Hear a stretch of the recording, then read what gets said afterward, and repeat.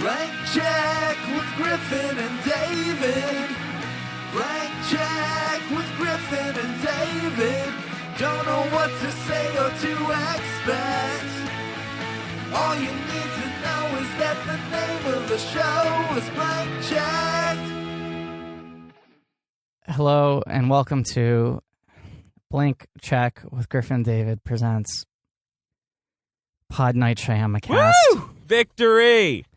I'm Griffin Newman. I'm David Sims. This is we gotta set the table here because this might actually be an entry point episode for new listeners. Yeah. This is a podcast called Blank Check. Blank Check. Hosted by the two of us. The two friends. Two friends. That's what they call us. The two friends. Friends. Griffin Newman, David Sims. I'm a comedian. I'm an actor.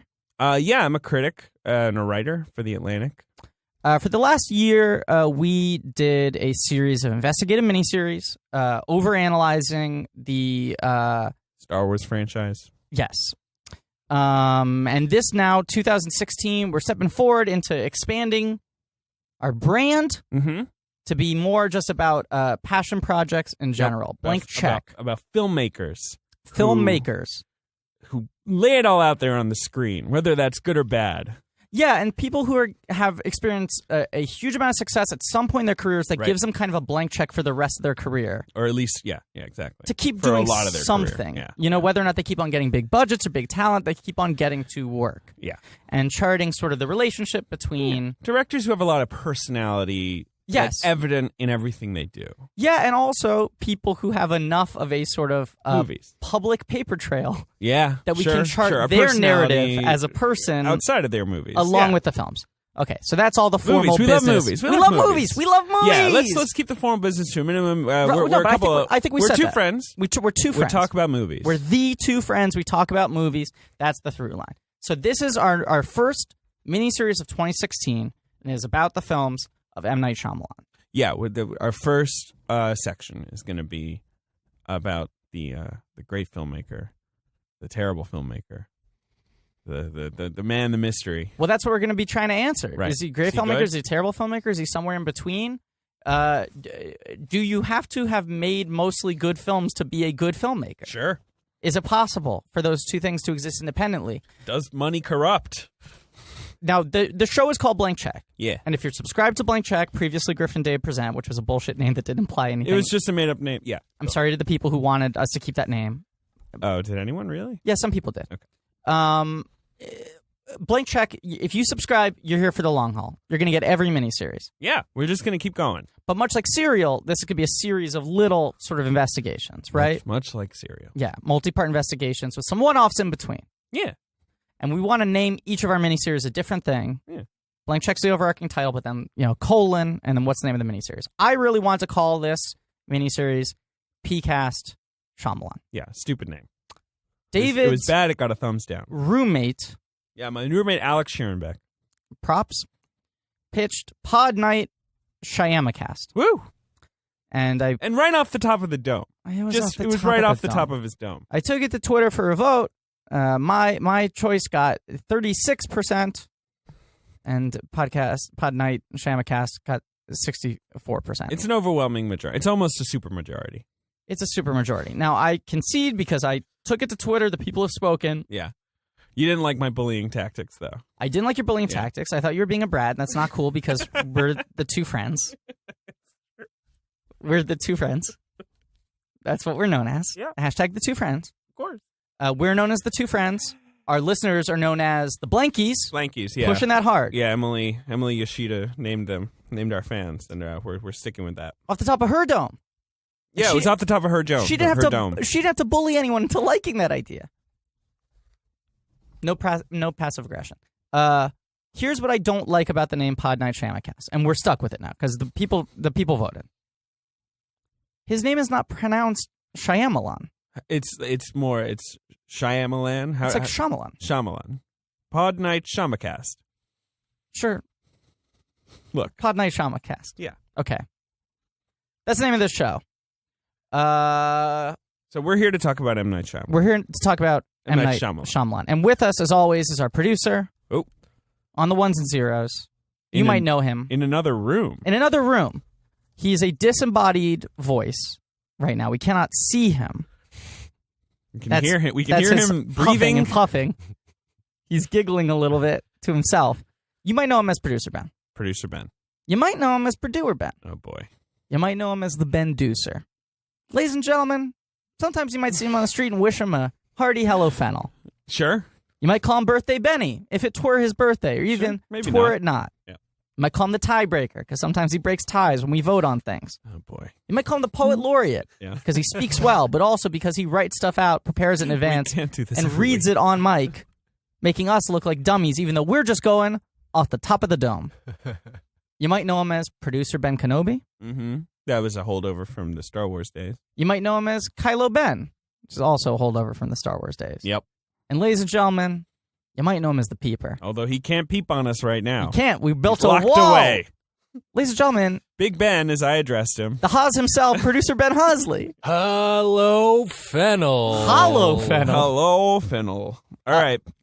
Gentlemen, it's a pleasure Yep. to be starting another miniseries. I'm looking 2016. forward Always nice to start to a new new miniseries. year Yeah. and a bunch of new fun episodes. Although I gotta say, I tried to watch these two movies, and both were terrible, and made it about 5 minutes in. Now, these are Turn the them off. only, I think the only two movies that we're going to do that are readily available to watch. Yes. You don't have to do anything. You don't have to go get a DVD. You don't have to rent it on Amazon. We even set the two films. Let's set the stage a little bit. Yeah, we're going Now to that talk we set about the his stage for the first podcast. two films tonight. Most today. people think The Sixth Sense was his first movie. I feel like most lay people think Sixth Sense was his first movie because it was such a bold entry onto the scene. Sure. He was about 29 when he made The Sixth Sense. Like, he was young. Right. So He's people only, just what, went- 44 now? He's not that old. I think I looked up, he's like 47 maybe. But he's young. He's very young.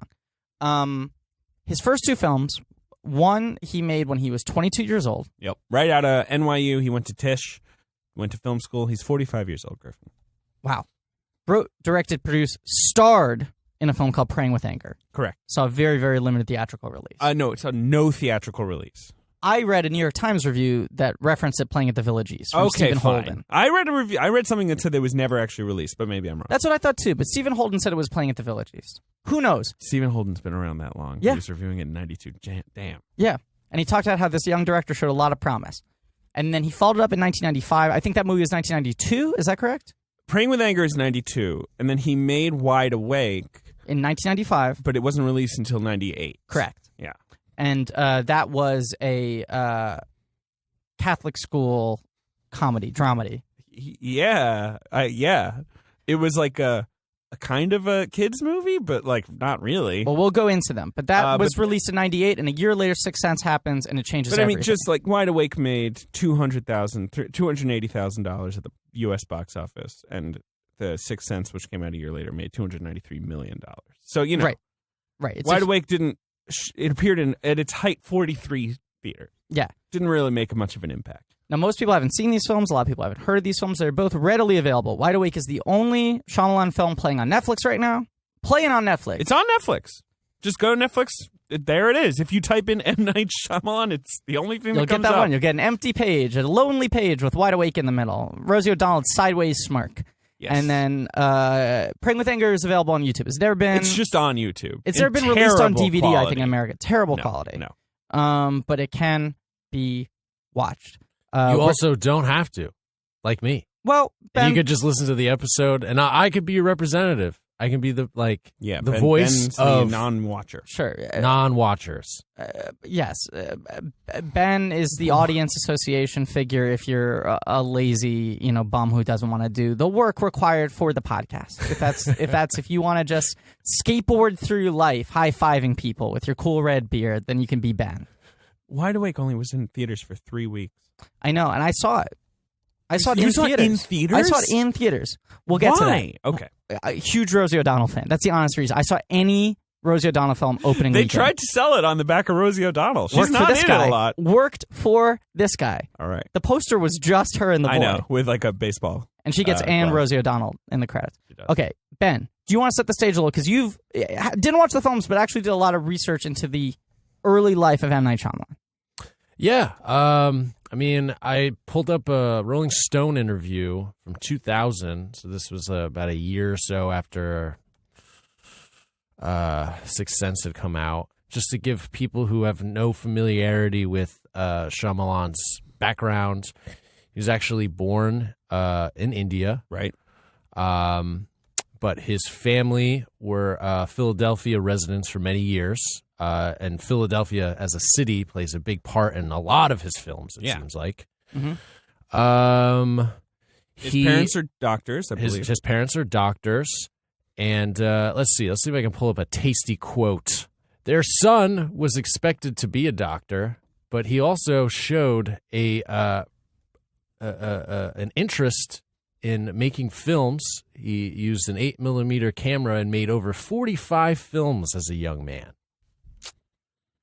Yeah, he's sort of in that like J.J. Abrams or what's another one? Like these guys who loved Spielberg movies when they were kids and like got Super 8 cameras and just started like making like kind of their own little movie. Now, he told a guidance counselor that making movies, this is a quote, making movies is not only my hobby, not only my primary interest, not only my extracurricular life, Two more not onlys. is my future, not only.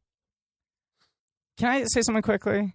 Yeah. I'm starting to get really spooked out by hearing Ben's voice and not seeing him. I know to the listeners it won't have any change because they've never seen him. They've just, it's a radio drama. Ben is like the shadow, and they're hearing his voice, and they're making images in their brain. But for me, it feels like Ben is a ghost that's haunting my mind. Anyway. All right. Yeah. I mean, let's see. He's an NYU graduate of Right, Tisch. he went to Tisch. His parents funded that film. Yeah. His parents were very wealthy. They put out a lot of money, too. They were very wealthy, and I think the other thing was they might have wanted him to be a doctor early on because that was their path that they chose in their encouraged lives. his filmmaking passion. Very hard. Yeah. I think more than anything, he was sort of raised being told that he was a genius, brilliant child all the time.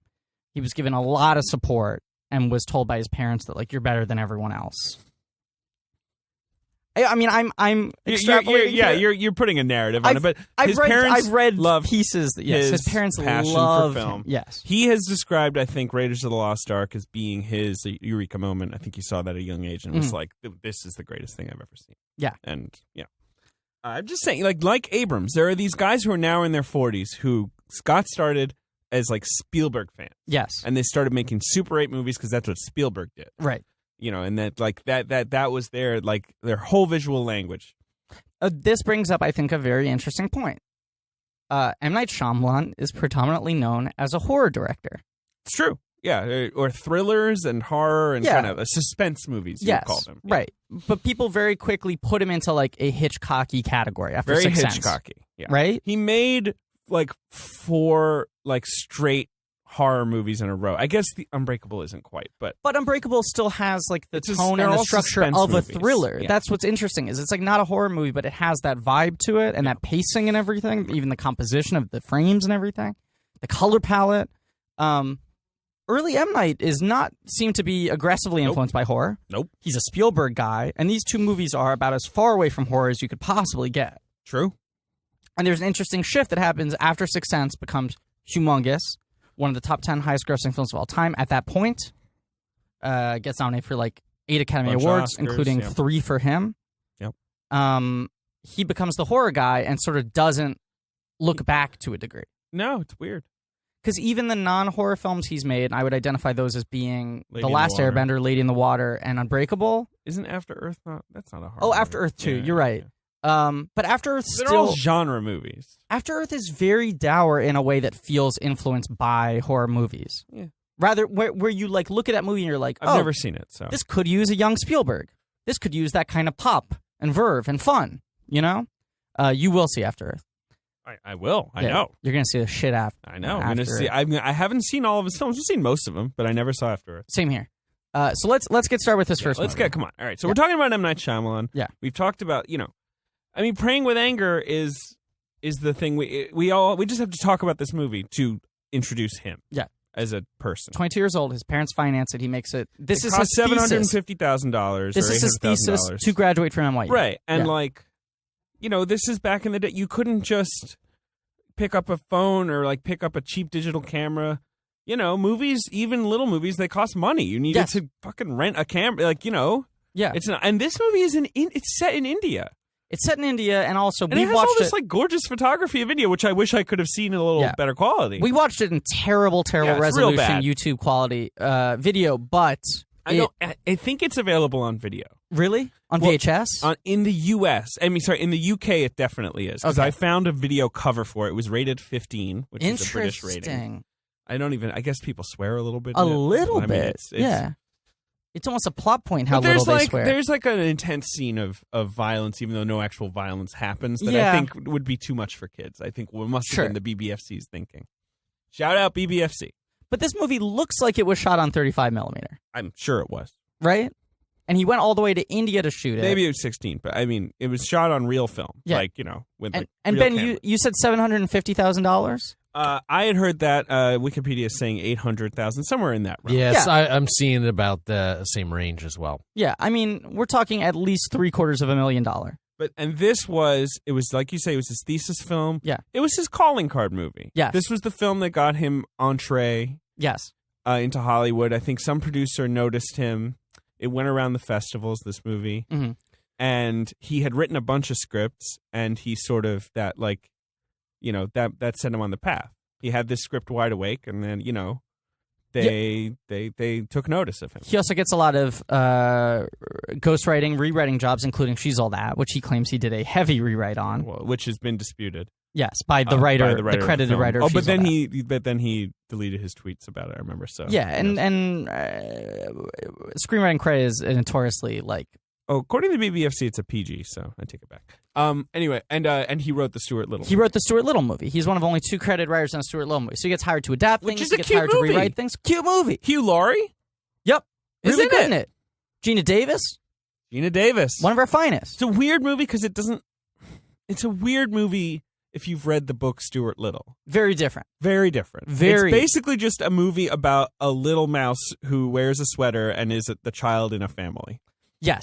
Much better, though, than Stuart Little 2, which is about a little mouse who loves shredding on a skateboard. Oh, I forgot about that. Right. And yeah. he fights an eagle, played by James Woods. I've not seen it. Stuart Little 2 blows. It's a fucking desecration. It's a fucking slap in the face to us little heads. Oh, and I forgot Jonathan Lipnicki, your favorite, is Jay in Lipnicki. Stuart Little. Yeah, he's really good in that. But let's get back to Praying with Anger. Okay. So Praying with Anger it feels very autobiographical. Yeah, of course. I don't know how literal it is. I have a theory as to which elements were invented, but it is a young man Young man named Dev Rahman. of Indian descent who Yep. grew up in the States, Yep, grew up in Philly. is sent to India. Yeah, I forget if the city is named. I think it's set in South India. Yeah. Because Tamil is being referenced all the time, which is a language that's spoken in Sri Lanka. It's spoken in South India. It's not like the predominant language. So, But everyone speaks in English the entire time. yeah, there like maybe overheard dialogue is in another language, but yeah. There are no subtitled scenes, though. Everyone No, speaks to him in English, and in the scenes where he is in a classroom and people are mocking him for being American, they are teaching their lessons. It's all in English, but In that English. is actually, I think, pretty typical in India because India has many languages and Yeah. is this colonial Yeah. nation, that has a lot. The British education system is sort of prevalent in India. worth noting. But it's about this American. Now, the weirdest thing about this movie is and it's like the first scene in the movie is like, they're like, oh, this guy, he gets in fights. Okay, so this is the He's part got I a think was temper. invented. I think this was And invented. then Okay. M. Night Shyamalan, who is, he's quite handsome and like, yeah, it looks good in this he's movie. got a very sweet open face and like you're just like this guy's come on, this guy is the least threatening guy I've ever seen. I would also describe his performance as mild-mannered to a fault. Incredibly subdued. He's not Yeah. a bad actor per se, but Not very good. He's not doing much. He's doing very He little. doesn't overact, I guess is what I He doesn't overact, but some of the scenes where he needs to have a larger emotional range. I mean, yeah. Yeah. I mean, he's playing himself as like a mild-mannered guy. I'm skipping ahead here, but there's a scene where he talks to a woman he has a crush on, and he has to like convey like 5 different big emotional shifts Right. from like his love for her, his support to her. None of this makes sense because they have like 4 his conversations. confusion, his the whole outrage, movie. but he goes Yeah. like, "I think you'd make a great dancer." What are you talking about? That's not fair. Right. That's bullshit. What I'm saying is he never botches a line reading because it always sounds natural enough, but there's just no range. He never nails one either. No, he exists comfortably in a middle zone. He's fine when he's bantering. When there's light comic banter, he's all right. We can say unequivocally he exists on camera. I just like it. Like, I mean, I'm sure something we'll talk about week after week is the fact that he kept putting himself in his movies. Yes, he's in most of his films. He stops at a certain point, and then he's never in them again. Is Lady in the Water the last one? Now I'm gonna check because that's also his second Obviously, largest role after this. After Lady in the Water, he plays a voice in The Happening, and he's uncredited, tiny role in The Last Airbender. So the Lady in the Water is the last, and then nothing else. Okay, because Lady in the Water, he made himself like the fifth. Yeah, lead. of course, Lady in the Water is we'll discuss that. We'll get to that.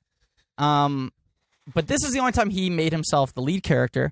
This is the only time he made something that seemed this autobiographical. All the other films after this feel pretty distant from his own life experiences. And I was talking to Sonia Soraya, previous guest on this show, friend of the show, about this movie and saying, like, it is fascinating that this movie is all about the immigrant experience of, like, returning to the motherland and, like, reconciling that with, it's a personal movie. Yeah. And he never ever wades near this territory again.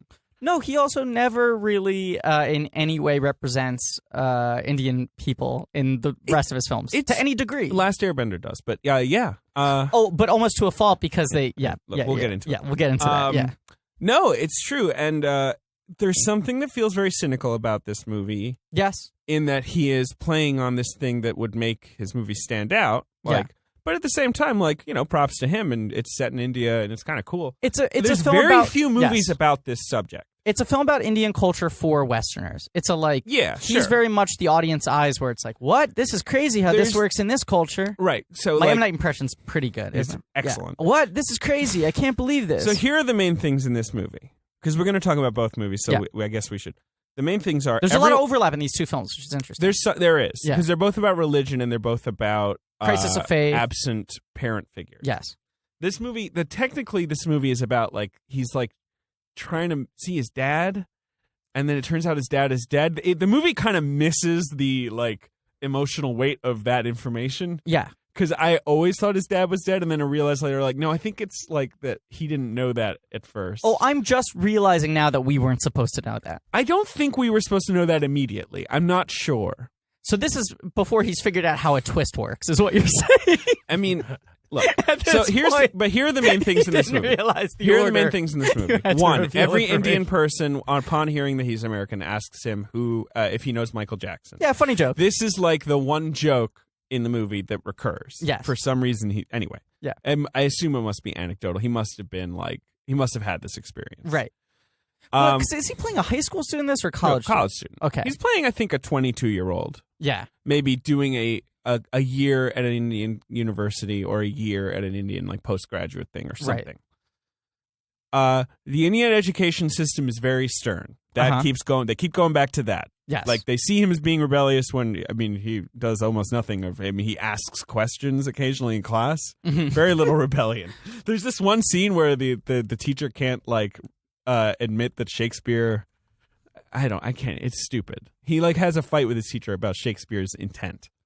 Yeah, well, oh no, this scene is fascinating because this scene's kind of a Rosetta Stone because they're analyzing the text, and then the argument he brings up is like, well, but weren't these plays meant to be performed? Yeah, he's talking about how they were meant to be performed, right? Yeah. And the teacher's like, yeah, and he's like, so then wasn't there explicit purpose to entertain the audience? Right. And the teacher gets offended that he's implying that the teacher interprets that he is belittling the work by saying that it is meant to entertain an audience. Right. And he's like, what better purpose is there for art to exist? Right. Like, it's M. Night Shyamalan defending the idea of making populist work. Yeah, I guess so. It's weird. I read this as like a very telling scene. I get you. Especially growing up as a Spielberg fan, you know? Yeah, sure. Like, he's going, like, not diminishing the works of Shakespeare, but he was saying, like, we shouldn't... The fact that he was able to make these things that people want to pay their money to go see is as important as, like, the subtext of whatever he was trying to say. But I want to continue on the motifs in this movie. So, stern education system. Yes. women can't be like touched or interacted with in the way he thinks of as like flirting and like romance is a totally different topic. The unfair treatment of women, I'd say, just in general. Yeah, right. Because there's other things where like there's like a girl who has a boyfriend her family doesn't approve of, but he's and South like Indian. I can't even remember. Right. Yeah.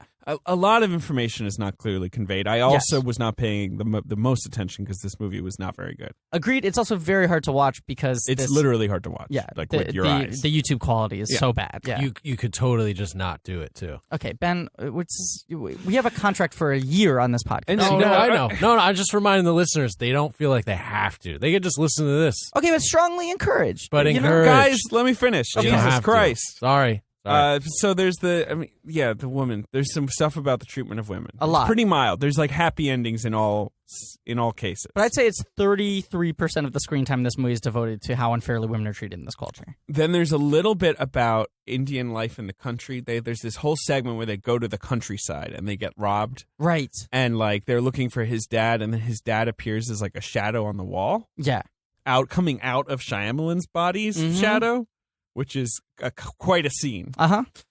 And then there's this, like, awful digression at the end into, like, Hindu-Muslim tension where this kind of, like, riot and almost, like, lynching breaks out. Like, someone's going to get, like, doused in gasoline and lit on fire. Mm-hmm. And is he, like, the bully from Class?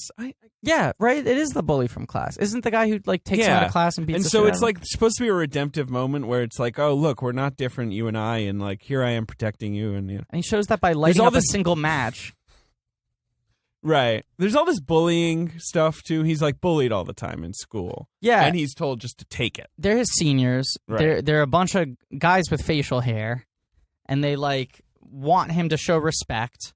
Right. They talk a lot about that. That's it's interesting. All old school British public school shit where it's like, like sort of institutionalized bullying. But he says that whole thing about like, it's the greatest strength and the greatest downfall of their culture is respect. They have so much respect for their past and where they came from and all of this, but they also are so obsessed with respect, right, that they become blindsided to the present. Right. And he says at one point, like, all I want is for them to respect me. Yeah. And the best friend character, who I think this is the best performance in the movie. Without a doubt. I believe he is played by an actor called Mike Muthu. Really charming. Sanjay. Pretty good. Yeah. He's like the native I don't know showing if he's him like around. a buddy of Shyamalan's or... I don't know. I know the people who play his parents, I think, are like old Bollywood stars. Interesting. One of them is linked on Wikipedia as, like an Indian actress. Yeah. Look, the movie's not good. It's not a good film. It's not the worst movie I've ever seen. No, and you know what? I was like watching it. I wasn't crazy about it, and then I went and Googled the Stephen Holden review, which I might read a line from now. And when he pointed out that he was 22 when he made it, I was like, oh, you know what? Yeah. I can grade this on a curve. Yeah, like, and also, like, he gets some nice shots in. It looks really nice. It, like, is well constructed. Where's the line he said?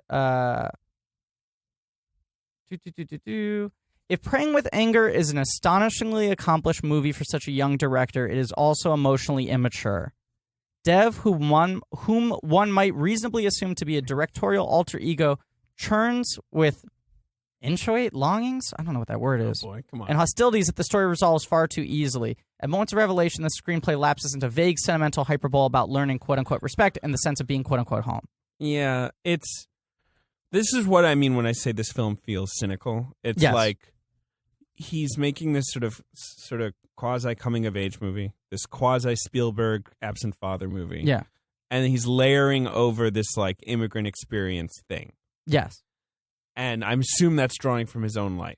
Yeah. The weirdest thing, and like it's fine. It's just it all feels a little like formula. I don't know.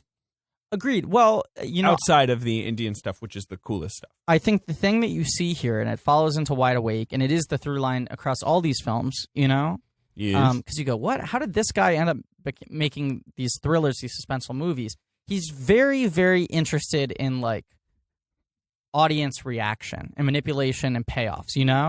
All right. Like he's into building moments. I mean, and horror is the clearest cinematic model for that. If you get the audience in a certain place and you are going for a specific reaction from everybody, Yeah. building up that tension, bottling it, releasing it, what have you.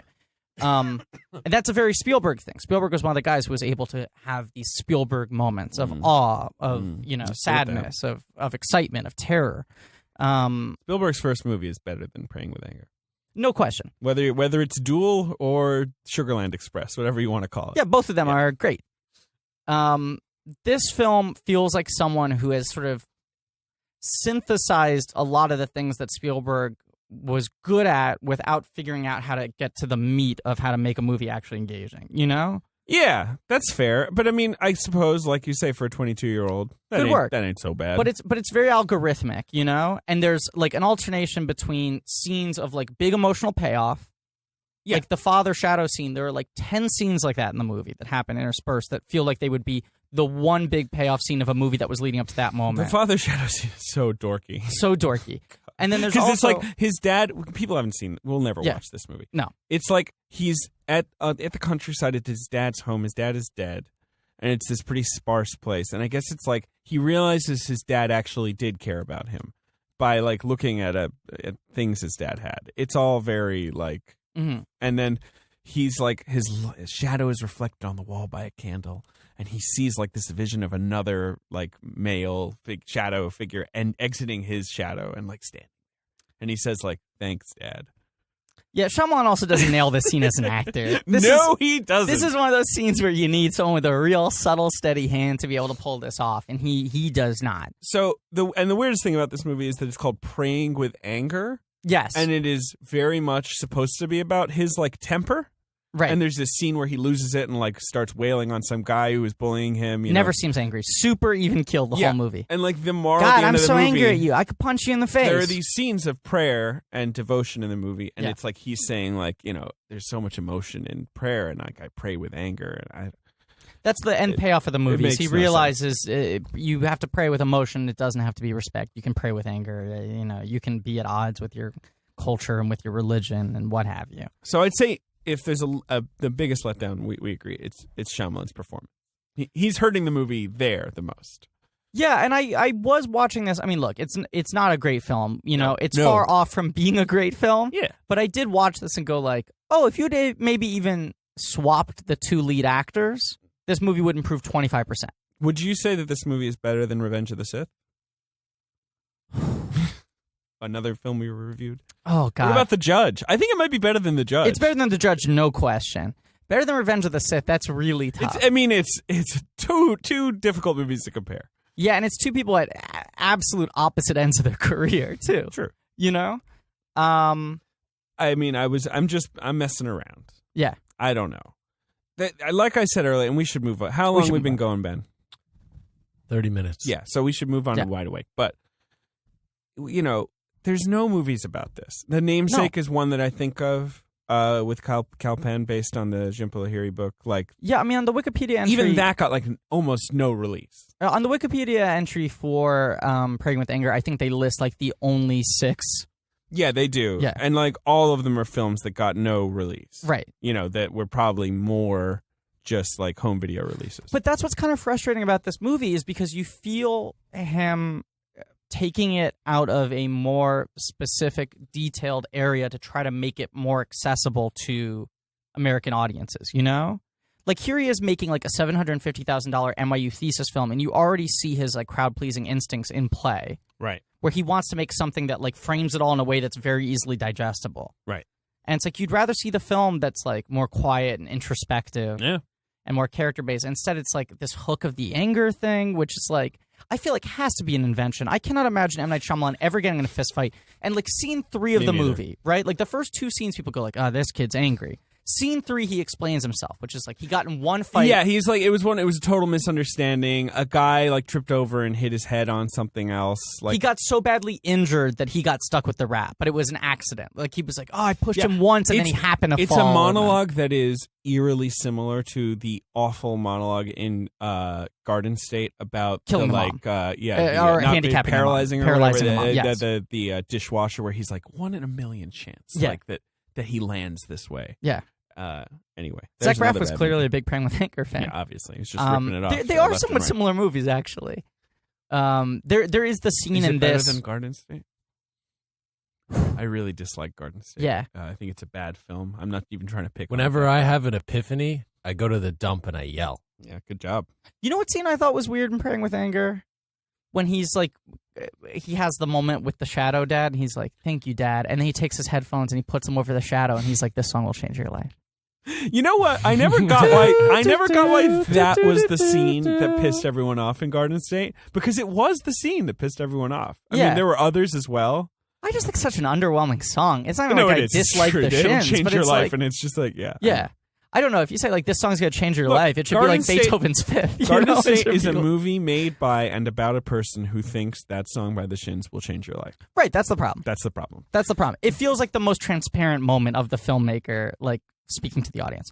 Okay, so M. Night Shyamalan, already the crowd-pleasing instincts in making a small independent thesis film. He wants to make something that could appeal to everyone. Yeah. And it hamstrings the movie, and he steps back. His next film, Wide Awake, he does not appear in at all as an actor. And we should say, according to Wikipedia and according to Praying with Anger made $1.4 million at the box office. Really? That's what they say. I'm guessing mostly overseas. It was barely released here. I don't know. It made more money than Wide Awake, is what I'm saying. Yes. So Wide Awake was barely released. I don't know the full nature of the story, but Harvey Weinstein at this point was becoming sort of a real power player and would buy up a lot of things, especially if he saw someone who had potential. It was a script he'd written. Right. Yeah. And he'd just go like, oh, this guy's got some heat. Let me sign him up. And then if he wasn't happy with how the movie turned out, he would shelf it. Apparently he interfered on set a lot. Yes. With filming. Yes. He interferes on set. He interferes in the editing room. But if he looked at the end result, whether it was his fault, in the marketing. And in the marketing, hardcore. If he wasn't happy with how it turned out, he would just fucking shelf that shit. So there are a ton of like Weinstein movies, Miramax movies that come out between 95 and 2000 that were shot 2 to 3 years And also, earlier. like, he would make foreign acquisitions, like Junking Express. Like, there were a lot of situations, or Hero, where he would, like, buy a movie that was a big hit overseas. Yeah. And then refuse to release it. Forever. Yeah, because he wanted it to come out in a more condensed form. Like, he wanted to edit it for an American audience or something. It's so weird, because I don't want to just, like, whatever. Harvey Weinstein. They called him Harvey Scissorhands at the time. Yeah, they did. I mean, like, cut everything out. He has such a reputation in the 90s as this monster. Yeah. And, like, now that's kind of receded, because now it's just like, oh, Harvey, he works with Quentin Tarantino. He does sort of... He is also a lot less powerful than he used to be. I mean, his company, there was a New York Times article recently about how they barely have the money to mount the Oscar campaign for Carol that he wants to. And it used to be the whole thing about Miramax was that they would get you Oscar nominations. Yes. They'd throw their weight behind you. They'd campaign like crazy. They won Shakespeare in Love Best Picture, like, in a feat, like, unbefore, like, like, it was crazy. They got Chocolat nominated for Best fucking Picture. They got some movies nominated. I mean, there was a thing where literally, I think for 10 years, they never didn't get a Best Picture nomination. Correct. And even something like Chocolat, it's like, okay, you got Chocolat, but also Judi Dench got in for supporting actress. Like, Chocolat got like 6 nominations. She's charming. Yeah, she's always charming. She's one of our most charming screen presidents, All David. right, no need to yell. I just don't like you implying that I'm not susceptible to the charms of Judi Dench. I get it. She's real charming. She's a lovely lady. Love Judi Dench. She is not in Wide Awake, but Wide Awake has an all-star cast. Really good cast, actually. Here are who is in Wide Awake. Okay. Dennis Leary, first build in one of the most perplexing performances I've ever seen in a Hollywood film. Yeah. He is playing a character who is clearly in the grip of a major depressive episode. Mm-hmm. It is never referred to or spoken of. His character does nothing in the movie. It's supposed to be his father, right, who has died? Or is it Dan Delaney's father? Is that ever clear? I believe it's her father. Okay. There is no. I think that he hates his marriage and his children and his life, and like every day thinks about just like turning the car on in the garage and killing himself. Like he is so subdued. This is Dennis Leary, this is 95. He's like the live wire comedian. The guy who comes out and starts like barking at everyone. I'm an asshole. Yeah. I smoke 80 cigarettes a day. And like in this movie, it's like I don't know if Shyamalan is saying like you're sad or you're a bit of a nebbishy guy and you should just. But it's crazy. Okay, can I throw in an alternate theory? It's crazy. This performance like boggled my mind. Mind-boggling. Also, he is maybe the 10th most important character in the film. He's first built. Yeah, I don't know why he's first build, except that I guess Rosie O'Donnell gets the and I think Robert Loggia gets like a with or something. So it's like... No, I think Robert Loggia's just straight up third. Interesting. Yeah, so I don't know. I mean, like, obviously Joseph Cross should be first billed, but he's a kid, so he gets shut down. So it might have just been Dennis Leary was the highest paid. I think they go Leary, Delaney. Goes Leary, Delaney, Dana Joseph Delaney Cross. plays the mother.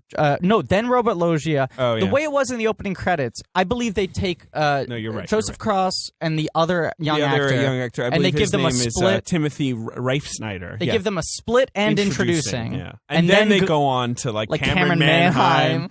Dan Lauria, who I thought was very charming in this film, the dad from Wonder Years. Yeah, he's good in his one scene, in his one like scene of dialogue. He's got two. He's got the one where he talks about the pews and the one where he's giving the sermon and he tells him to sing loudly.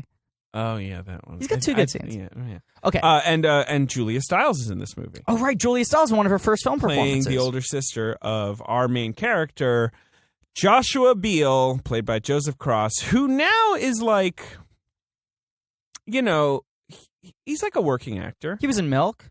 He's great Played in the Milk. photographer, really great in Milk. He's a thin, sort of little guy. He's like a little guy. He's a little guy. He's played a lot of gay characters. He was the lead of Running with Scissors, which is a movie that no one talks about anymore, but existed. Yes. The Ryan Murphy's adaptation of the It did Augustin inarguably Burroughs. exist. It's crazy. It totally existed, and people were like, "Oh, Annette Bening's getting an Oscar nomination for this. Like, this is Ryan Murphy's," and then it just like bombed, like with critics, with audiences, and just disappeared from memory. They definitely thought it was going to be the like star of a it. 9 major categories film. Yes, he has like was a the ton of star. sex with Joseph Fiennes in it.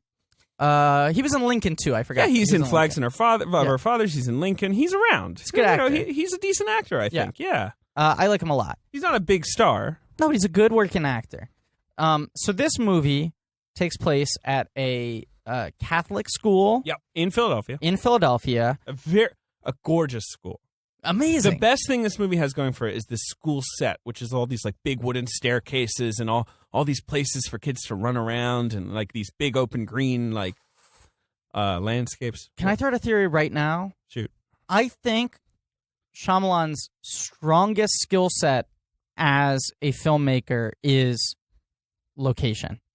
Yeah, his sure. sense of environment. All of his films, especially in these early films where he's really using like Sixth Sense, Unbreakable for sure. But Signs. all of them, whether he's building them or he's locating them, he gets amazing locations. He builds really good environments, and they're very much about the characters in relation to those environments. Yeah, interesting. Yeah. Okay, so Wide Awake, little boy, Catholic school, Philadelphia. Dennis Leary plays his father. My theory on the Dennis Leary performance is they went, Dennis, hey, straight offer, they want you to play the dad in this movie. And he's like, great. And they're like, okay, they're offering you this much money. And he's like, great. And they're like, one note from the director, he doesn't want you to do any of the Dennis Leary stuff.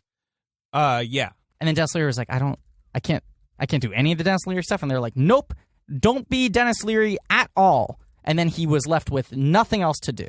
So I think the performance reads as someone going through a complete existential breakdown because he's a husk of a man. Because Leary was like, I don't know, what do people who aren't Dennis Leary do? Do they walk? Do they wear glasses? What do they? What do non-Dennis Leary people do? But I mean, also like there's movies like this Thomas Crown Affair and like these movies he's making around the time. No, I mean, well, he makes it later. I'm saying this is the first film. He made a lot of movies where if he's not being funny Dennis Leary, yeah, he seems a little lost and is really quiet. Agreed. Yeah. And more so than him not being funny in this, they're like, be the opposite of your stage persona. Yeah. Like, you could get Dennis Leary in a serious performance playing an irascible hothead. Yeah. You know? And as he does in, like, Small Soldiers or whatever, where it's like he breezes in and does 3 crazy scenes. Right. And he's not super funny in that, but he's not trying to be, but they use his anger, his bottled rage. Energy. Right, yeah. And this, they're like, be as milquetoast as you can possibly be. But I want to say something else. This movie is milquetoast. It makes the milquetoast choice every time. Every time. Yes. Like, this is the weirdest fucking movie. This was one of my favorite movies when I was a child. I saw this in theaters because I was a huge Rosie O'Donnell fan. I would pray. You saw this movie more than once? No, you just saw it once. I just saw it once. Okay. I just saw it once. I mean, growing up, I think we had literally 3 VHSs. So there were very few movies I'd watch multiple times. Oh, so you had it on VHS? No, we didn't. I'm saying. I saw it one time in theaters, but I loved it. Wait, what were your VHSs? Toy Story. Sure. My brother had Space Jam. And then the Muppet movie. Yeah. Well, there you go. Those are the 3 big ones. That kind of explains it. I mean, Mary Poppins. I could name like a couple other, but like, yeah. Okay. So I was a huge Rosie O'Donnell fan. I would pray to get sick so I could stay home and watch the Rosie O'Donnell show. That was like a big thing. Every morning I'd be like, I think I'm sick. I think I'm sick. This is when she was not on The View, when she just had her talk show. The Rosie O'Donnell show, right. The Koosh morning balls. syndicated Koosh Balls, motherfucker. She launched Tickle Me Elmo. Do you know that? I do, yeah. She was a fucking trend maker. And this was before, I believe she was even out, right? Yep. And so she was, and it was before The View where she became more of a political figure. Yep, and this was probably before I knew that gay people existed. Possibly.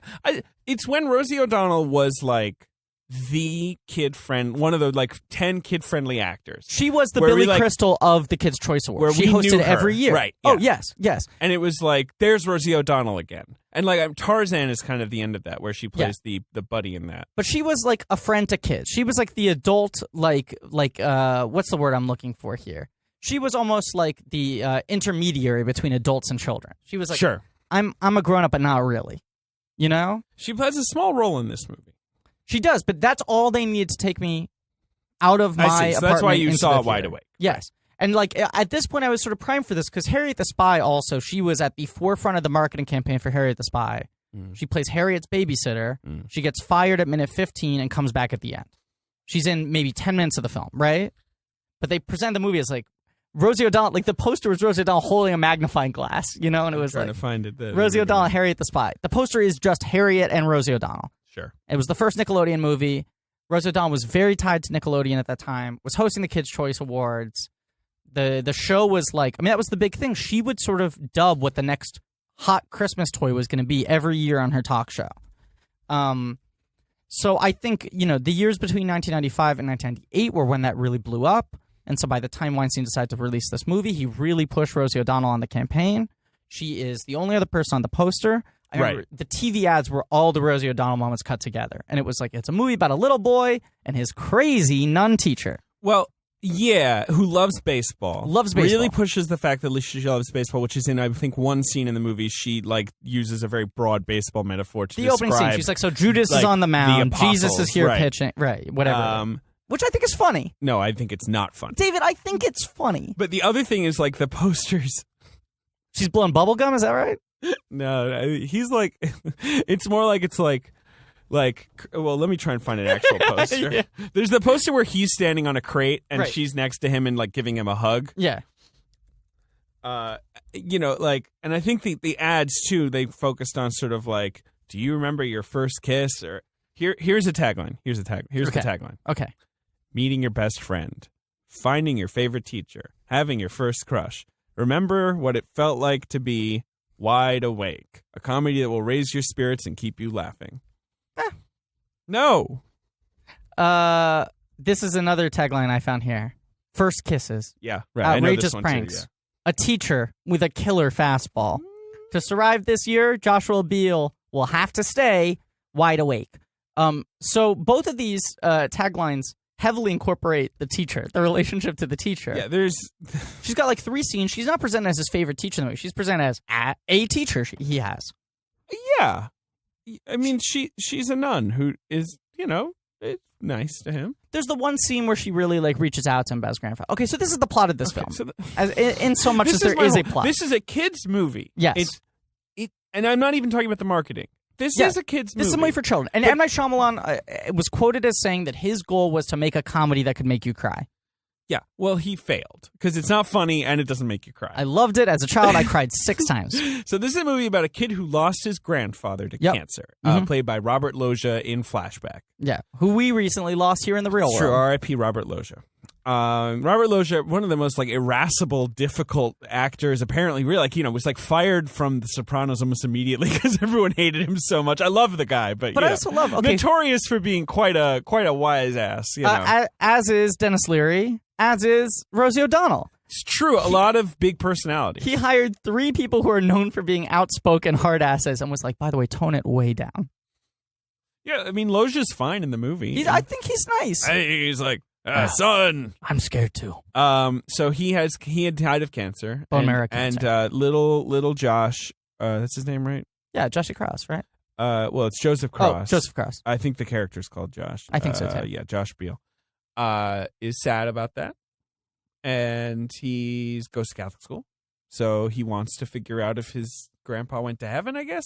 Yeah, he wants to like get in touch with God. The main crux of the film is ostensible idea. He can't get over his grandfather's death. His grandfather was his best friend, and he decides in September that year. The film, much like Rushmore, has month placards. He is 10, I think, 10 years old. Yes. Yeah. He decides his goal is he wants to find God. And he's very literally precocious. Find God. Very precocious. So, and then there's all these references to things that we don't see, which is like apparently he's exploring a lot of religions and a lot of rituals. At one point, he tells Rosie O'Donnell that he's not free that night because he has to light Hanukkah candles. Yeah, and like he's teaches kids how praying, to meditate at a party to the east, or right. He's doing like Muslim prayer. I mean, but it's all we don't see it. Yeah, we see them meditating at the party. I forgot about that. Like, you skipped the most important part, David. Did I? Yeah, which is the beginning of the film. His parents try to wake him up, and he goes right back to sleep. Yeah, there's these like sequences. I think there's 2 or 3 of them where maybe like 5 or 12. They like walk him around like a little sleepy robot that's like falling. They wake him up over and over. He keeps on falling back asleep, so they have to like drag him over by his arms, like Weekend at Bernie style. Are you saying this was a scene that you liked as a kid? Because you're Loved smiling. it. Because like I watched this scene. Stone face, baffled at why this was included in the film. They Weekend at Bernie's him over to the sink, and then they have to put the brush in his hand and then hold his hand and then brush his teeth. So this is a good way but the movie's called Wide Awake, and he's not. He's this is a good way to talk about this movie. David, he's this fast asleep. All right, be quiet. This movie has a lot of whimsy. Oh my god, it's so whimsical. But it is not whimsical. It's so whimsical. But like, now, do you think it's no? whimsical? I think it's a bad movie. But as a child, I loved it so much. It's good to hear that as a kid you liked it, because I guess that was the idea. I think I was the one person target audience for this movie. Can I tell you the things I liked as a child? Yeah. Okay, I was obsessed with Rosie O'Donnell. Okay. Fascinated by death, haunted by it, could not stop talking about it. I was a little bit too. All the time. Yeah. All the time. Would not stop talking about death. I remember like waking my parents up in the middle of the night to ask them questions about what happened when you die, what dying feels like all these things, right? Whew, boy, what a kid. Terrible, a nightmare. My mother, when she dropped me off at preschool, the other mothers would be like, "We don't know how you do it. You have such a tough job. That kid's a fucking handful. He never stops overanalyzing movies and talking about that." They were like, "You should have a podcast. Your son should have a podcast." And she was like, "I don't know what podcasts are." And they're like, "Just wait like 15 years. He'll make sense as a person." Move on to whatever. Obsessed with death, very precocious, drove my teachers crazy, and like kind of like Joseph Cross's character in Wide Awake. Yes, 100%. So you're saying you saw yourself in this character. This was like the only movie in which I was like, "That's me." This no fun movie. Yep. that is short but feels long. Yep, much like my childhood. Long. Much like my childhood. Because I think the running time is 88 minutes. So yeah. Not a long movie, but felt like 4 hours. Well, I think it's telling that I watched as a kid and I was like, this is the first time I've seen me reflected up on screen. And I watch as an adult and I'm like, this kid's driving me crazy. This kid is so annoying. So this kid's driving me Cross nuts. can read the lines. I think he's very good. I do not think he's very good because he doesn't seem like a kid at all. This he is definitely exactly can read what these I lines. acted like well, as a child. You sound like a real piece of shit. I was a real piece of shit. But I mean, it really, like Shyamalan, like really burdens him with all this dialogue, which is crazy because he has all these other actors around who could probably, take some of the dialogue, and he doesn't give him anything. The structure of almost every scene is he sits there looking like consternated, and then someone comes over to him, and they're like, "What's up?" And then he says something very profound in quotes, like his existential musings on like, right. Well, but if this happens, then what about this? Like every scene is him wrestling with a deep thought, and the adults are like, "Kid, just be a fucking kid. Just be a kid." Also, every scene, like you say, is just a boring dialogue scene. Okay, where there's sometimes there's action happening, like they're at gym or they're in class, like, school things are happening, right? But like nothing is happening. This is where I disagree because I think my biggest complaint against the movie is the exact opposite of what you're saying. I think this movie is going like even further in the direction of this very like strategic, algorithmic, like manipulate the audience kind of like goal that Shyamalan has in his career to be this Spielberg level like, puppeteer of audience emotions. Mm-hmm. After the first 30 minutes where they set up most of the basic stuff, yeah, I would say, this movie's like 80 minutes long? 88. Probably about 85, minus credit. Right. Yeah. I'd say probably about 80 minus those fucking intertitles where it's like, December answers or whatever. Go on. Which, I mean, clearly Rushmore, Wes Anderson was tipping the cap as an homage to Wide Awake. It feels like that was really his big influence there. But the remaining 40 so minutes of the film are just a series of emotional catharsis scenes back to back to back to back. Like, for the last 40 minutes of this movie, every scene feels like it would be the last scene of a different movie. Yeah. So they set up all these different things to pay off. So he's got this best friend who's a daredevil, and he's not afraid of anything. Right. And he's the one who pushes him to do everything. And this character, who's played by what Timothy Reichsner, is called Dave. Dave O'Brien, is that right? Dave O'Hara. Dave O'Hara. You know what I liked in this movie too? All the scenes where they're like taking roll call or like lining up the students, they keep on calling out one kid whose name is Newman. There you noticed go. that? I did not. I noticed that. I mean, even if I noticed it, was fully locked into that fact, the movie is already just like bled out of my mind. So I was having a I ball. watched it over the weekend. Was like 2 days having ago, a ball. Dave O'Hara turns out to be epileptic.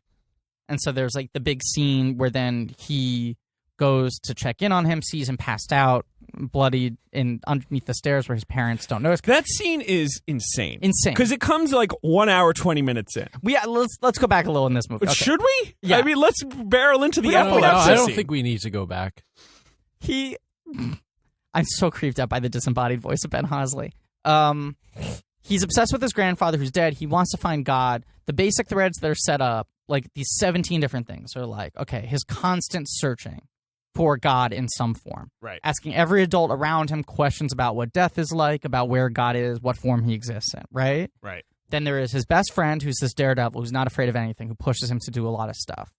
There is this fat kid at school Yeah. who really wants to hang out with him. Yeah. He keeps asking, is it tomorrow? And you're like, what? It's this thing he keeps saying to him. It is weirdly profound in a sort of there is no spoon kind of way where it's like, it's not actually profound, but like it is kind of. Hit me so hard as a kid. Is it tomorrow? Is it tomorrow? It becomes clear that what's happened is every day this fat kid asks Josh, hey, can we hang out today? And Josh is like, no, tomorrow.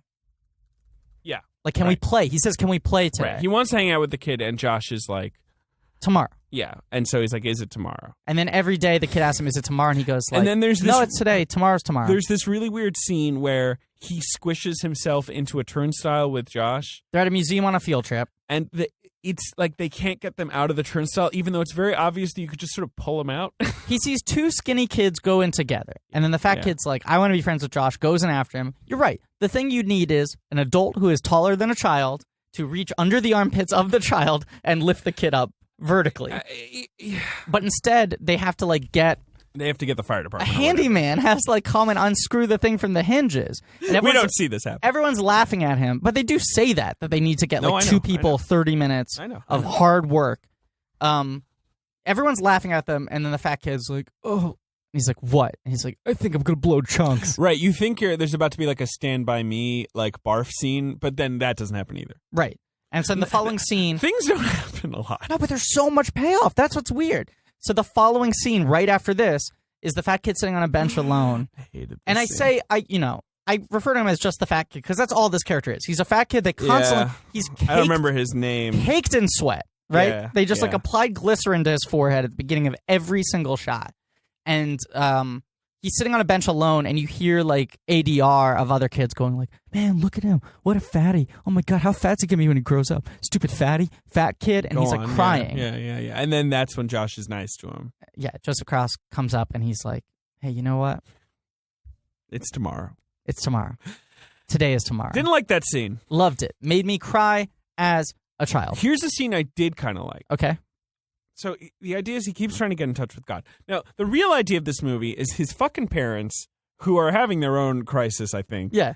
And they're just like, this kid is so annoying. Like, he's in such a daze. He needs to get over this. How do we help him? There's a scene where they go to a toy store to buy a present for his friend for the birthday party. Yeah. And he goes like, I used to think this place was like a world of wonder and magic where anything could happen.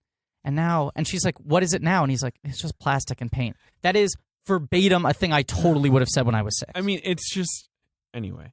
I'm not defending that. Annoying. No. I was so annoying as a child. But I go like, they're "This is bummed out because plastic they're and like, paint." what's the matter with this kid? And, God, I had They this all whole- sleep in a bed together. All 4 of them sleep in a bed together. There's in one scene.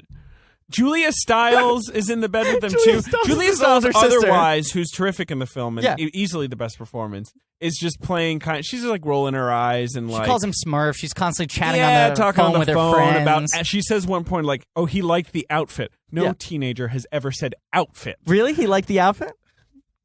Outfit. Yeah. I don't know. It seemed like he That's liked a my great outfit. Anyway, Yeah. there's a scene where she's at the girls' school, the corresponding girls' school, which is like across the way from the boys' school that he goes to. Yes. And a cardinal comes to speak at the school, and so Josh sneaks in to talk to this cardinal. I guess thinking like the cardinal will be a direct line to God. Right. And he like sneaks into the bathroom, and the cardinal is in there, and he's like shaky, and he needs pills. I forget what it is. He needs like some kind of like stabilizing they don't medicine. say what it is. Yeah. And like Josh is like horrified at the sight of like a mortal, religious figure. It's a weird scene. It's kind of good. Yeah, and I like that scene earlier. There's a lot of flashbacks to Robert Loggia, and there's one where Loggia. There's one scene where they're sitting in the pews together, and like the priest says, like, okay, and whoever might be sickly right now, come up and get your communion or whatever. I don't know how religion works, right? Yeah. But he's like, if you're sick, come up. We'll give you a wafer. We'll pat you on the head. And a woman gets up and walks over, and he's like, Mrs. Wilkinson from next door. I didn't know she was sick. Oh my God, I couldn't tell. And then Robert Loggia stands up, walks over, and that's when he realizes that his grandfather, who's his best friend, who he idolizes, he starts playing football because his grandfather. Play catch. There's a scene where there's a race, which is talk about a big emotional catharsis scene. That would be the about last a scene that made me just fall asleep. That would be the last scene in most other movies. That'd be what you're building up to. So they keep on, even though you know we're he's gonna dead get at to this the point. last scene of this movie. I know. And guys, if you're bored by us talking about this, please listen and wait for us to talk about the last scene of this movie. Get ready for the holy twist. shit. And this episode might seem boring, but the twist is The twist this is going to pay off on 9 to 10 incredible episodes in the rest of this miniseries. So insane. No, because we're laying the groundwork of who this guy is. I know. I really do think this is going to be a great miniseries. No, of course. This seems very academic, this episode, but it's like we're looking at the roots of the tree. Keep talking. Okay.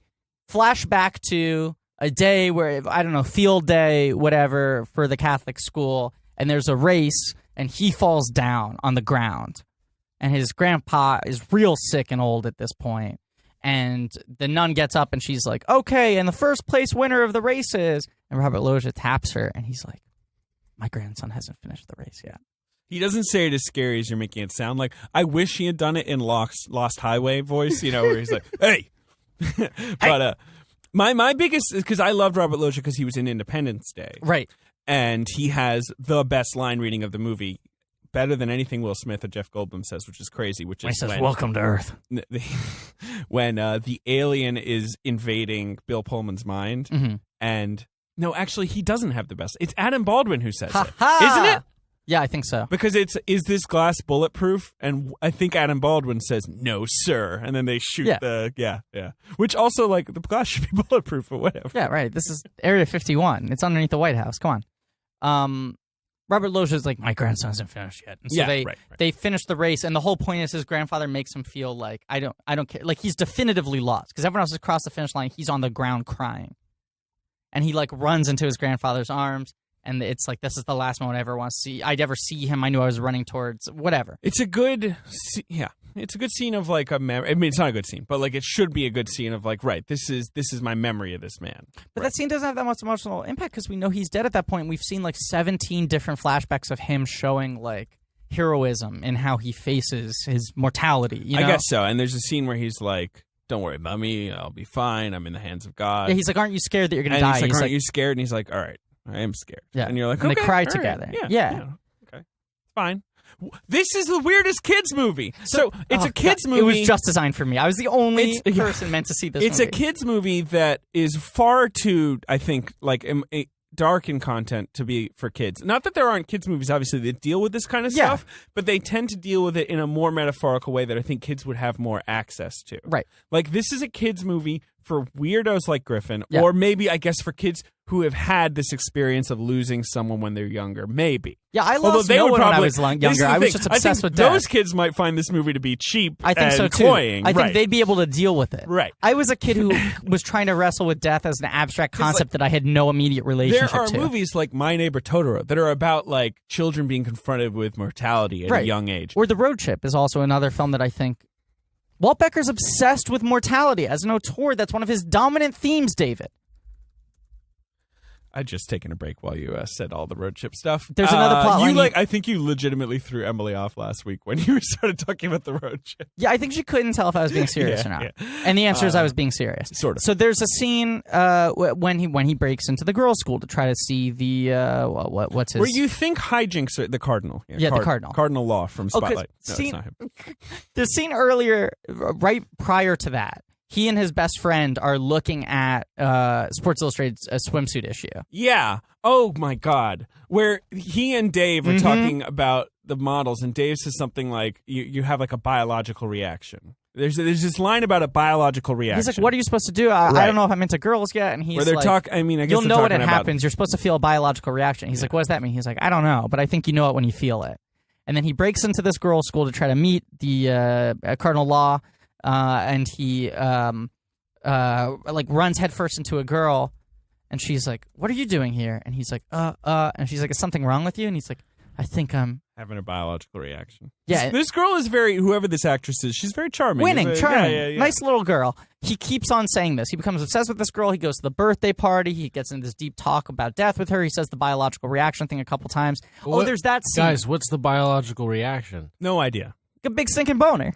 Oh, I was it's kidding a boner. when I said no. He's got a big stinky boner. Nice. Sure, it's a very Kids got to learn about boner sometime. Yep. Very weird to just hear you say that and not look at you in the eyes when you say kids got to learn about boner sometimes. He talks to this girl, and she's like, what is it? And he's like, I couldn't tell you. And she's like, what? And he's like, I think you're the prettiest girl in the whole world, and I get a biological reaction whenever I see you. Like, he says something like that. I hate this scene. He, like, confesses his love to her. They are 10! That's totally something I would have done when I was 10. And then later in the film, they go, like, they send the boys over to their sister Catholic girls' school, and they're like, this is the big ceremony they prep all year to do. Right. Be respectful. And the girl walks out, and Dave is like, is that your girlfriend? He's like, yeah. And he's like, wow, she's beautiful. And at the end of the ceremony, which is like they're like rubbing flowers on a tree. I don't know how Catholic school works. He comes out. You rub flowers on a tree, apparently. You rub flowers on a tree. They rub a lot of They flowers wear nice on dresses and they rub flowers on a tree. It's another movie about religion, but maybe he went to a Catholic school? Yes, according to his Wikipedia, he did. He mostly went to Catholic school. That makes sense. Because that's like a nice school in Philadelphia, which has a lot of tough schools. And Yes. The girl comes over to him, and she's like, I think you're going to find God. And he's like, I gave up on that. I'm done with that quest. And she's like, you shouldn't, because I think you're going to do it. And that's like every scene is like some big emotional moment where like, and then the music swells. The music swells in this by movie. the same guy who did the music to Praying with Anger. I was going to say they're very, very similar Edmund scores. Choi. Very I assume a friend of Shyamalan. So, similar scores. Rosie O'Donnell plays a teacher who's obsessed with sports. She relates everything back to that. In one, maybe two scenes. She's wearing the hat in all the scenes. Not all of them. Some of them. Maybe only one of them, actually. Some of them. She's wearing like a Phillies hat in one scene. Yeah.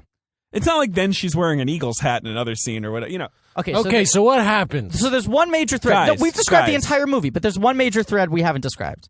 And it's the weirdest We didn't one. talk about the epilepsy much, but there's this whole epilepsy scene. So Dave's a daredevil. He'll do anything. He like hides in a garbage can and like he really looks like a lot of kids I knew when I was that age. He's that like kid was well cast. That kid looks like such a kid. Such a kid. He's such a fucking kid. That kid where you're like, you know what? This kid's probably gonna grow up and be a pretty handsome guy, but he's like but right dorky now, in all the right ways. Right now, we need the kiddiest kid we could possibly kid.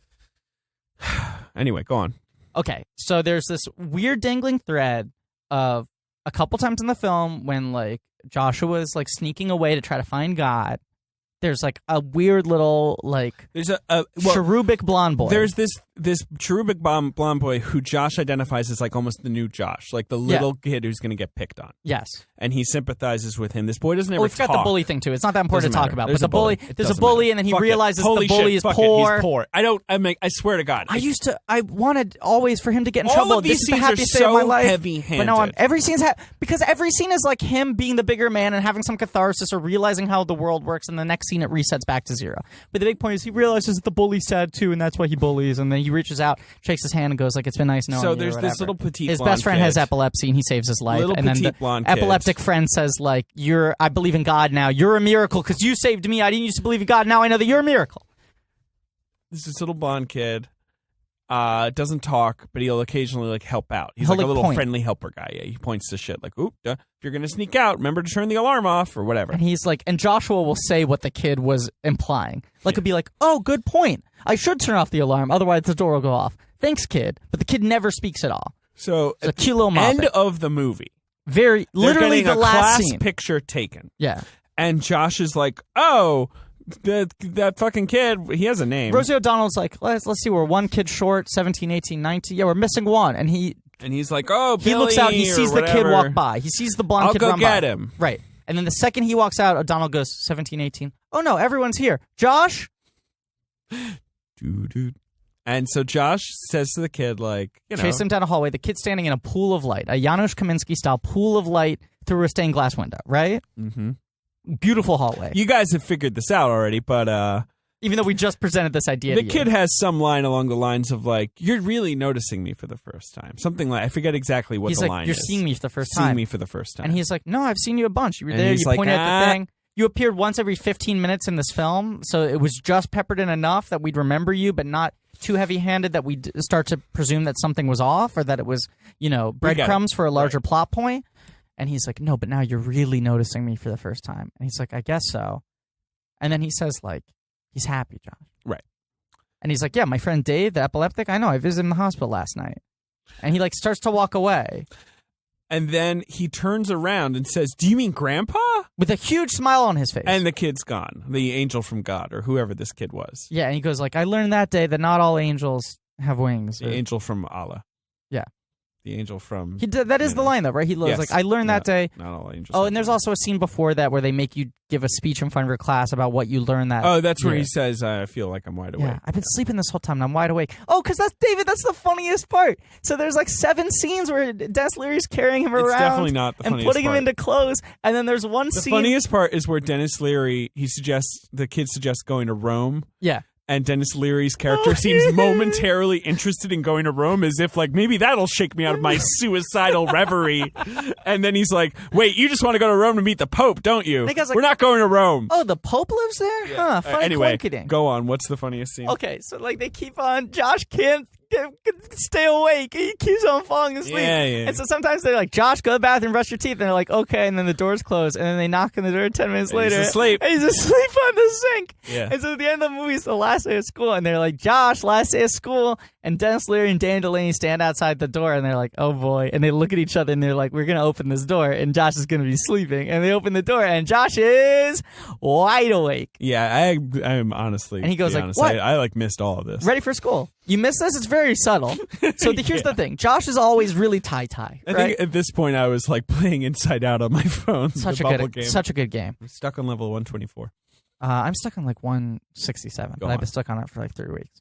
Not a humble brag because I've been playing longer than David. David's doing better than I am in all aspects of life. No.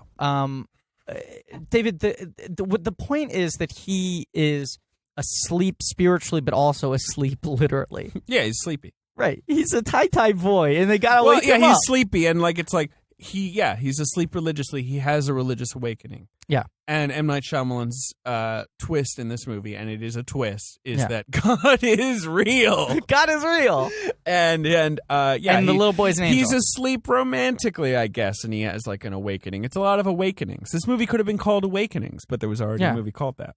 Yeah, but he says that he's like, "This year was big. I realized my best friend So it's isn't about invincible. growing I up. realized I like girls. I realized Rosie O'Donnell got high billing and was prominent on the poster because she was a big star at that time, not because her role was of She that was a much medium importance." star. I mean, yes, Griffey Newman, 10-year-old Griffey Newman, #1 star in the world.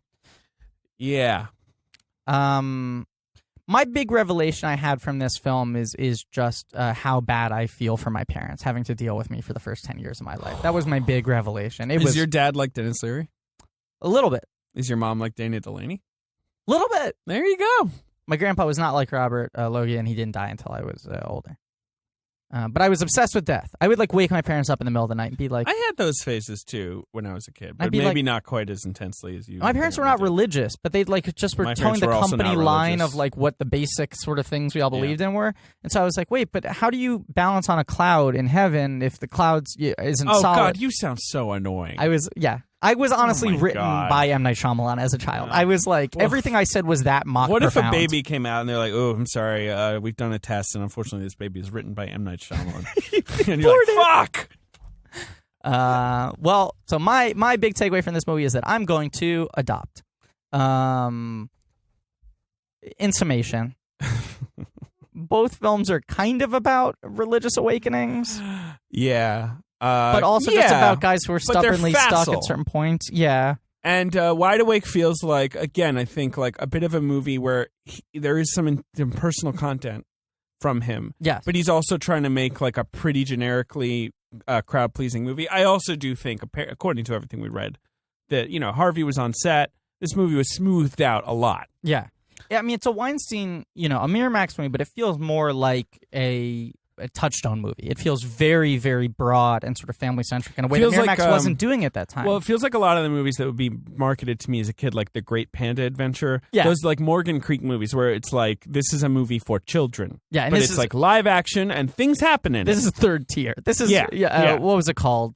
Gold Diggers, The Legend of Bear Mountain? Absolutely. Right, All was those, that the name of that? I mean, a lot of them had animals, now Yeah. that I'm thinking of it. A lot of them were about a boy and his, animal. Yeah, exactly. Or a girl. Yeah.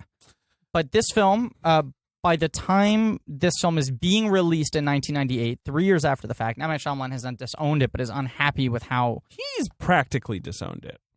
I'm saying at the time of its release. Yeah. Because I read someone tweeted recently, was talking about M. Night Shyamalan, and remembers that they were doing like a press junket for Wide Awake. Or Joe Garden was talking about this. Yes. Saying, There we like, go. Joe they Garden, our friend canceled Joe the Garden. junket.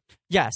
But they were trying to solicit people to take interviews with M. Night Shyamalan, that being like, this guy's going to be big. His next movie he's filming right now has got Bruce Willis. Right. So And by the time this movie came out, he was already like underway becoming the M. Night Shyamalan but we the know. thing is, like, The Sixth Sense came out when Bruce Willis was at one of his many fallow periods. And it was a career reviver. It absolutely was. And we're going to talk about that next week. That's what we're going to talk about But next week. the motifs that we're seeing, like, obviously, it has this fucking crazy twist ending, which is, Yeah. like, I did not know that there was going to be a twist ending. I thought the movie was going to end with his speech where he's like, I feel wide awake now. And you're like, the kid grew up. Good for him. He says the words wide awake. at the Yeah, end of the film. he figured out that, yes, death is scary, but it is a part of life, and we must, whatever. Whatever. He did it. Yeah. No, Maybe he gets a kiss at the end or something. wasn't structured like a twist movie, but you realize he's a guy who's really interested in audience payoffs, emotional manipulation.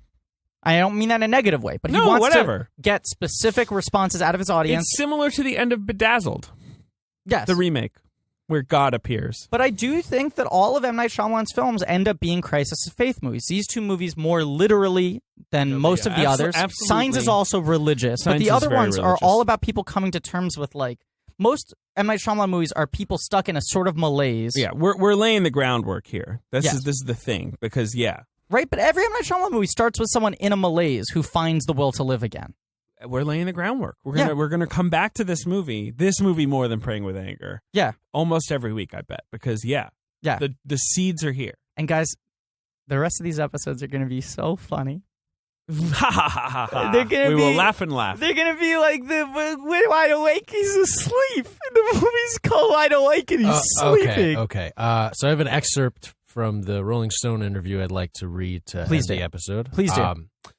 So in 1988, before M. Night was accepted at NYU, he turned a full page in his high school yearbook into a mock-up cover of Time magazine, featuring himself sitting on a bar stool, snapping the suspenders of his tuxedo with the screaming headline, "NYU grad takes Hollywood by storm."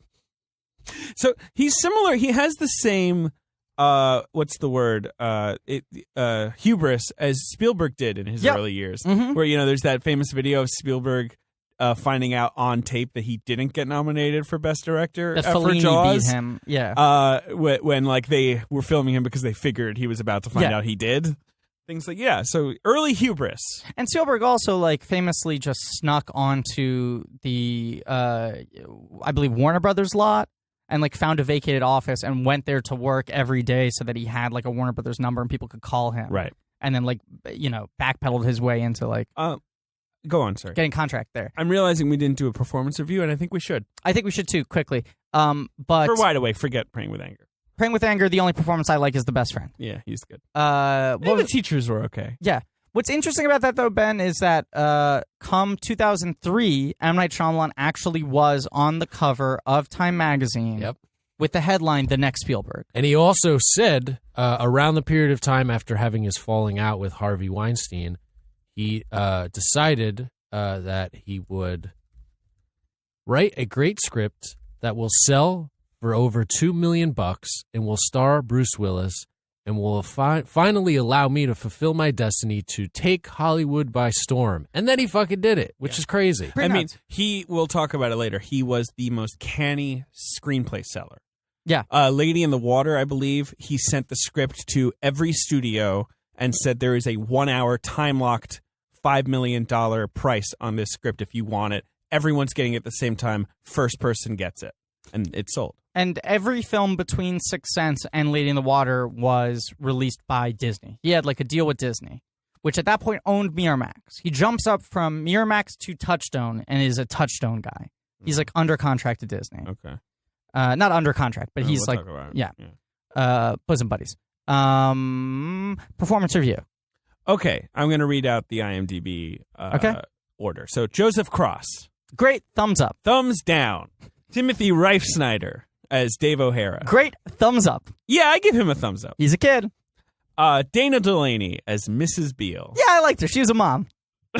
She was a mom. She's fine. Thumbs up. All right. Yeah. Dennis Leary as Mr. Beale. Thumbs down. Yeah, sorry. What Dennis. are you doing, Dennis?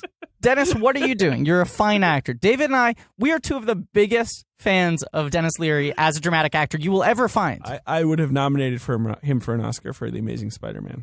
Me too, and I hate that movie. He's not a so great movie. good. I despise that movie. He's so good in it. That's at a point where he knew how to do that. Anyway.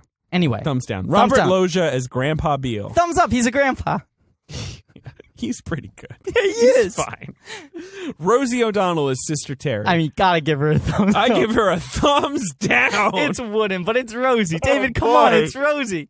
The koosh. Come on, think about the koosh balls, David. I lived in Britain. I didn't see no Rosie O'Donnell. God, show. I would just pray to get sick. I would eat Windex. I would eat Windex so I could get sick and stay home and watch Rosie O'Donnell. Cameron Manheim is Sister Sophia. I don't think she has a scene where she's the focus of the scene. No, it's like you She's just hear sort of her saying, teaching like, in the background. Yeah, she's just taking attendance. Dave and Joshua were like talking about boners, and she's in the background going, like, I mean- Newman. Cameron Manheim, I don't think the practice was on yet, so maybe she just wasn't famous yet. Yeah, I don't think so either.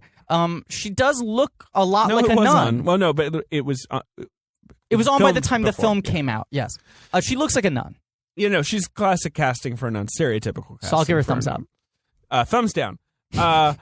Julia Stiles as Nina Beale. Thumbs up. Best performance Yeah, in the movie. yeah, no question. A Star is Born. Dan Lauria as Father Peters. Thumbs up. Actually, maybe my favorite performance. He's really winning in two scenes. He's the one guy who seems annoyed with Joseph Cross in a way that I think is funny, where he's just like, I don't know, kid. I don't know where God is. This is my job. I work here. I like him a lot in it. Yeah, I find with a thumbs up. He also was in Independence Day as a commanding officer. He was the dad on Wonder Years. Yeah, I know. And he played Vince Lombardi on Broadway. Yeah, he did. That's Yeah. right. In Lombardi, the Yeah. musical. Yeah. It wasn't a musical. Anyway, so... But it was called Lombardi the I'm Musical. going to stop it there because I don't remember any of the other characters. Yeah, I don't either. So in conclusion, two great movies that we love. David's not paying attention. It looks Reading like this performance great click-hole review list. wise, you have 1, 2, 3, 4. 1, 2, 3. Ooh, it's almost kind of tied. Oh, it sounds like we need the tiebreaker to jump in. Producer Yeah. Ben. Ben, did you watch any of this movie? No. Okay, so Cool. do you think the acting in Wide Awake is good or bad? I think it's garbage. Woo! What? I win. Okay, It's a day of victories. fuck this. Thank you all for listening Thank to you. Pod Night Shyamalan. Please keep listening to Blank Check. Yeah, Blank Check. Thank you for listening to Blank Check. Yeah, Our podcast, our new old podcast. thank you for being our favorite Blankies. Yep. Thanks to all the Blankies. And here's something crazy: we're part of the UCB Comedy Podcasting Network. Yep. They got other shows, David. They do. Menage a Trois, Oop. Murph Meyer, Dana Kolsky. UCB Digital, Nathan Russell. Yeah. I don't remember which other ones are happening because it's What else we new got? Year. What else we got, New Benny? year, new season. Yeah, we're launching tomorrow. What? Shannon O'Neill, the artistic director, Love Shannon. for UCB here in New York, and a performer, Keaton Patty, have a show they do called What Else, where they interview comedians to talk about their careers or just interests outside of comedy. Sounds great because I hate comedy. Please listen and subscribe and rate and review to all those shows and to our show. Keep reviewing us. Keep reviewing us. We've got some great reviews, and probably in a couple episodes, we'll maybe dive back in and read some of them on air. Oh, yeah. Oh, yeah. Hells yeah. So, yeah, I hope everyone can stick with us in this post-Star Wars world. Tune in next week. We're going to be discussing The Sixth Sense. Yeah, a little-known movie called The Sixth Sense. With Katie Rich. I think Katie Rich is going to be our guest, editor of VanityFair.com's Hollywood section. Yep. Fantastic person. Very exciting. Also, you guys should follow us on Twitter Blank Check Pod. Yeah, at Blank Check Pod. as well as email us at blankcheckpodcast@gmail.com. I believe that's right. boom. Yeah. And maybe we'll have a Facebook page or something as well down the Ooh. road. We're trying to go brand crazy. Guys, it's going to be great. We're going to be branded. It's going to be great. But yeah, email us if you have any ideas of pitches of future miniseries or one-offs that you want to do. We have some more planned out after this, but also- we're always accepting ideas. Mm-hmm. I want to throw this out to you guys, and then we could also open this up to the fans. Okay. We've done a lot of merchandise corners. Oh, right? yeah. But I'm thinking since we've recently branded the show, we should probably come out with our own merch. We should 100%. Oh, wow. I like the idea of maybe doing a stress ball. Ben, I am rock hard right Ooh, now. boy. I got a big stinky boner Ew. Oh, for what boy. you're talking about. Can I do just a very quick merchandise spotlight? Sure. Sure. I'm still looking for a Rey action figure from Star Wars The Force Awakens. If you find one, please email me at blankcheckpodcast@gmail.com. Are they going to make more, though? Aren't they sort of pushing more out now? They are, but there's one specifically that I'm looking for. It is a 6-inch Yeah, it's Black a cool one. Series Yeah. Rey with BB-8. And here's the important part, David. The first run of the figures did not have a dry brush paint wash on the BB-8. I'm looking for second run with a dry wash. I have nothing to say. A dry brush paint wash on the BB-8. So if you see a 6-inch Black Series All right. Rey action We figure got it. We got it. with a BB-8, and that It's a BB-8 podcast. They can listen back. looks dirty. I want to repeat it one more time. No. You can't repeat it one more time. What kind of inch? I will turn 6. your microphone off. What series? Black. I'm going to do it. Ben, I'm going to pull his microphone What run? The second run. We get it. All right. All right. Let's Email. end this. I will Venmo you money if you find that because Yep. I've maybe checked 30 stores in the last month. Great. So, great. Email us about that or any suggestions about some merchandise you'd like to see down the road. Yeah, and, we'll open up like a cafe press. We'll put our logo on everything. We'll put our faces on everything. So just We'll have like Hello Fennel shirts. Yeah. I kind of want to have like my face on a stick with like eyes, so it's like the peeper, like you could wear like a mask. Ben, do you just want to like create a lot of Ben Hosley branded merch? No, your it's for stuff the isn't show. even podcast Okay, themed. no, I want to to make show. what about a thermometer that's Ben's face so it gets scarlet with rage when it's that'd be hot good, that'd be outside? All right. Okay. Email Thanks- in thanks merchandise for ideas, listening, guys. Email in ideas of things you want us to cover. And, email in action figure find, second wash, dry brush, dark wash on the BB-8. Okay, and with that, as always, And as always, 6-inch Black Series Rey BB-8 second round. God damn it. Bye.